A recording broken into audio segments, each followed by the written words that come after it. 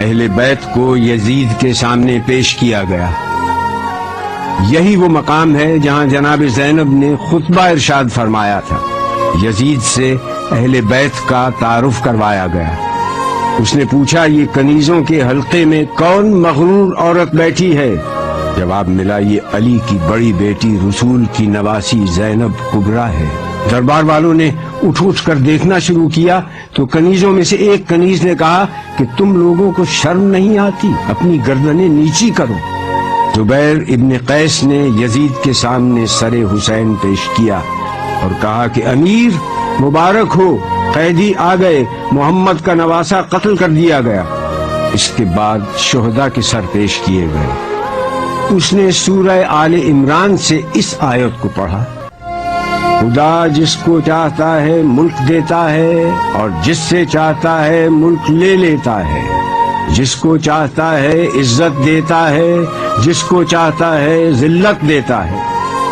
جناب زینب نے یزید کو مخاطب کر کے کہا کہ آیات کو اپنے مطلب کے لیے استعمال مت کر، اس وقت تیرا اس آیت کو پڑھنے کا کیا محل ہے؟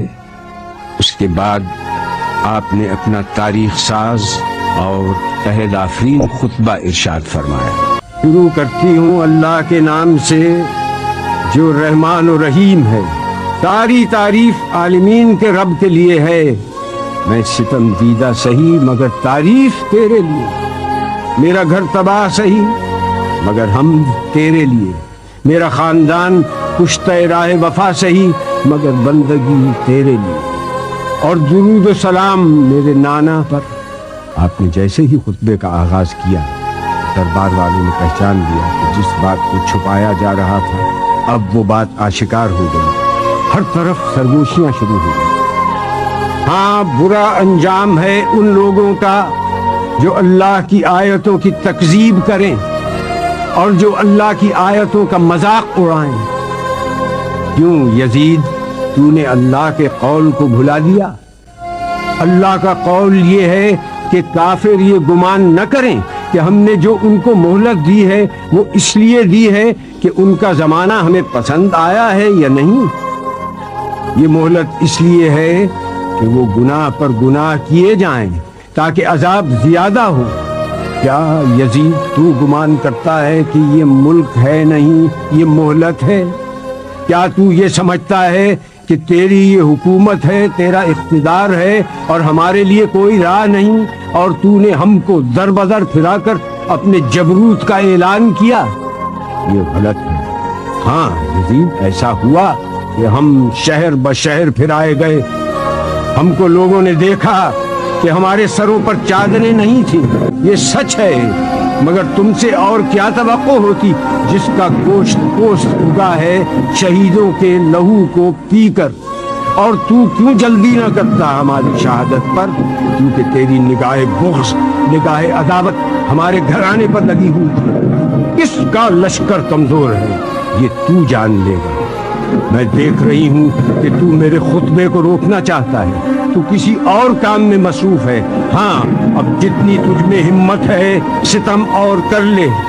یزید، تو ہم کو ڈراتا ہے؟ اس کی قسم جس نے ہمارے گھرانے میں نبوت دی، اس کی قسم جس نے ہم کو کتاب سے سرفراز کیا، تو ہمارے مقصد کو پا نہ سکا، اب تو ہمارے ذکر کو قیامت تک نہ مٹا سکے گا۔ تو یہ نہ بتلا سکے گا کہ آل محمد کس غرض کے لیے قربانی دے رہے تھے۔ اب تیری رائے میں فتور آ چکا ہے، تیرے دن گنتی کے رہ گئے، اب تیرا مجمع منتشر ہونے والا ہے۔ تاریخ سے ثابت ہے کہ آپ کی یہ پیشین گوئی چند دن بعد ہی پوری ہو گئی، جب شام کے قید خانے میں حسین کی ایک بچی کا انتقال ہو گیا اور اراکین دولت شام یزید کے سامنے سفارا ہو گئے اور شام میں بغاوت کا آغاز ہو گیا۔ میں دعا کرتی ہوں اللہ سے کہ جس نے ہم کو سعادت و شہادت عطا کی، اسی طرح سے ہم کو وراثت ارضی نصیب ہو، اسی طرح سے ہم کو خلافت ارضی بھی ملے، اور اسی طرح سے ہم اس کی بندگی میں کامیاب رہیں۔ جناب زینب کا خطبہ اس آیت